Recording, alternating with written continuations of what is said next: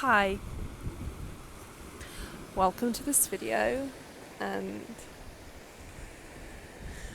to the beautiful lands of Tenerife. And I wanted to talk a little bit about when you don't feel safe to ask for space, but when you need to ask for space, when perhaps we are feeling really triggered, when someone, partner has, for example, has done something or not done anything wrong, but something has triggered us, which doesn't mean someone's done something wrong, but it does mean we are triggered. Our body has been alerted to something that is like something that happened when we were a kid, when we were in some sort of danger. And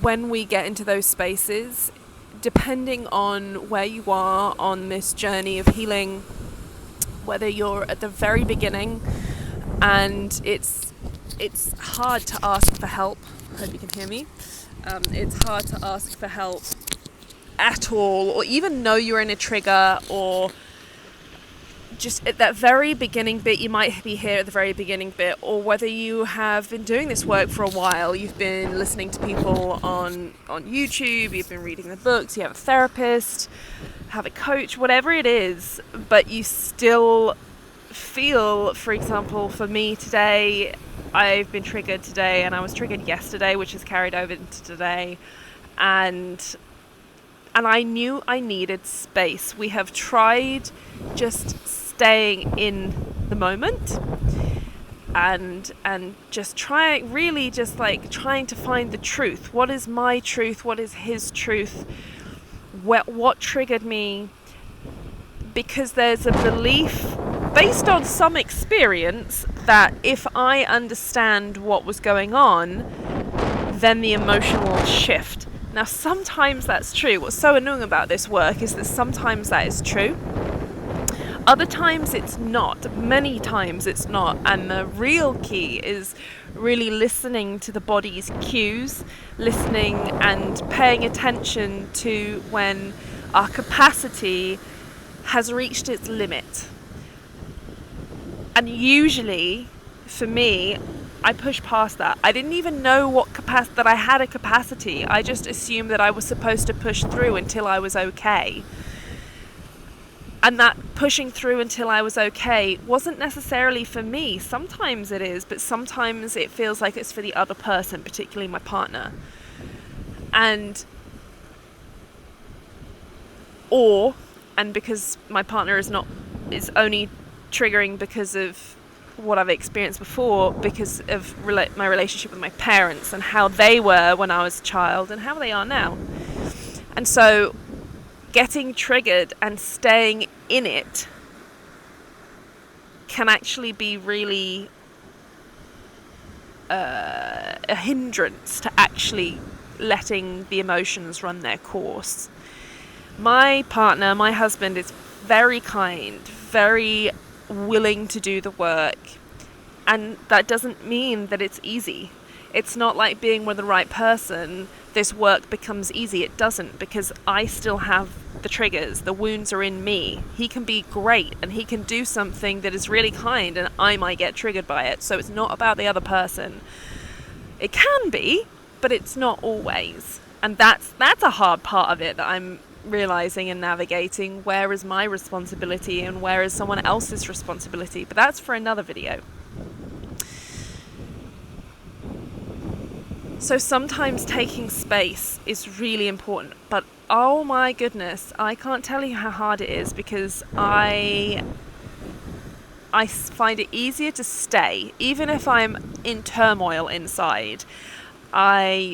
I'm trying to, internally, I'm scrambling to say the right thing, to find the right thing to say. And at this point, for me, I'm navigating, understanding and listening to my own needs. I know that I have needs, and it's up to me to honor them. It's not up to him or anyone else. Ooh, that was a big wave. missed it, obviously, but it's down there. It's not up for anyone else. It's not up to anyone else to honour my needs, which was a big deal as well. I should say that in another video. Like, yes, it's for me to honour my needs, but I'm pissed because there was a time where it wasn't for me to do that. It's for someone else to teach me, and they didn't, so I'm having to learn that anew. But here, I have needs, and I'm just learning to realise and to listen to what they are. So, for example, in these moments of triggers where there's intensity in the conversation, there is intensity in the connection, in being together, trying to figure it out, my capacity, which is something Irene Lyons talks about a lot and teaches, and it's felt very important for me to share here, and I'm trying to protect this so you don't get too much sound interference.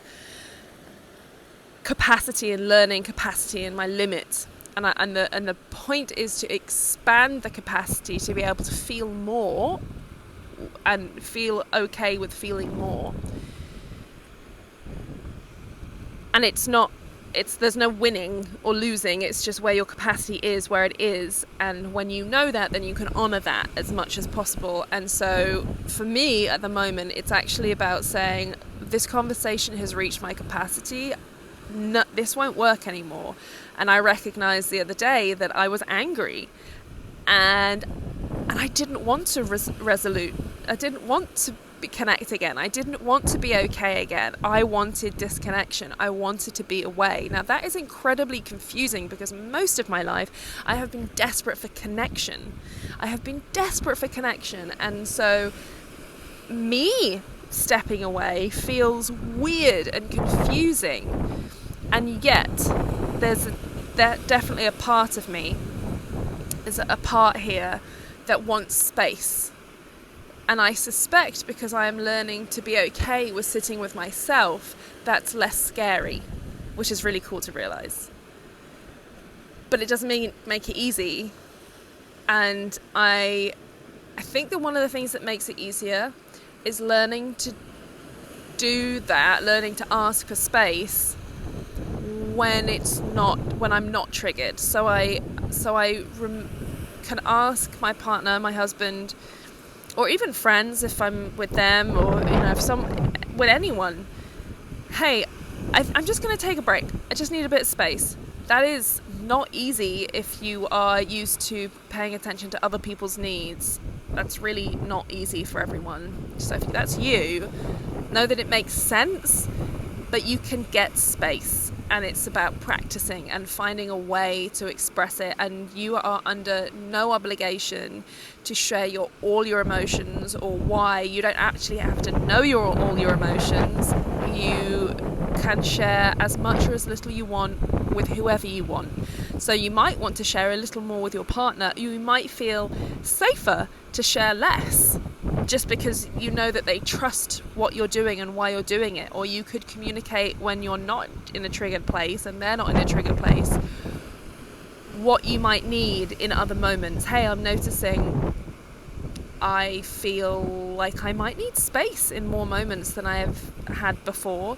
Is it okay if I ask for that? And them giving you permission there means it will hopefully be easier in the moments of trigger and a wound being touched on. So yeah, I think that's about it for this one. It's okay, take your time. Take your time.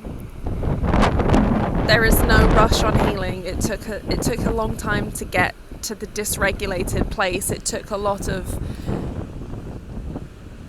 someone teaching you what not to do, and now you're having to be your own teacher and figure it all out from a very unsafe inner child, and that takes time. It takes work. It takes a child.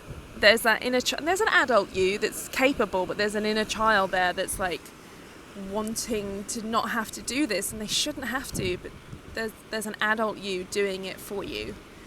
And so I used to hate the inner child stuff. I still do a little bit, but I'm getting it more and more. So take care, really take care, take space. And also on the flip side, if you need someone to be with you, ask for that. You can ask for that. You can say, I'm feeling safe, and what would make me feel really safe right now is if you're in the same room. And it might really be in the same room, but on the other side of the room. That might feel safe. Or maybe sitting on the sofa together, or going for a walk together, maybe holding hands or not. Maybe just being in the same house. Actually, you want distance, but you want them to be close enough that you can call to them. That's valid and beautiful too. I do that sometimes. I'm like, please stay in the house. Can you go in the other room? But like not be near me. Sometimes I want him close, but I'm so triggered that like, maybe it's when I'm PMSing as well. I can't stand chewing. Oh, creeps me out. And so I'm like, I need you to go in this different room, or not. We need to be in different rooms, but I want you to be close. And that's nice too. Or it might be, I need you to be so close to me. I didn't realize the other day, about a week ago, I felt so unsafe, and him just being like a meter away from me made me feel like I was being watched. Made me feel like he was waiting. He wasn't, but it felt that way. And because I have been working on being honest about what is true for me, whether it's true with the other person is irrelevant, what feels true for me, so I can ask for what I need. And I said, I either need you to leave, but I don't really want that, but I think I need you to be closer. And then when he hugged me and pulled me in close, that felt safe. Suddenly I felt really safe. And I melted, and then I could feel deeper feelings, which was more painful, but it was more possible because he was there and I felt held. So every moment's different, and there's no pressure. There's no pressure on this healing game, like none. Just keep going. All right, lots of love from out here in the Tenerife, and I'll see you in another video. Bye.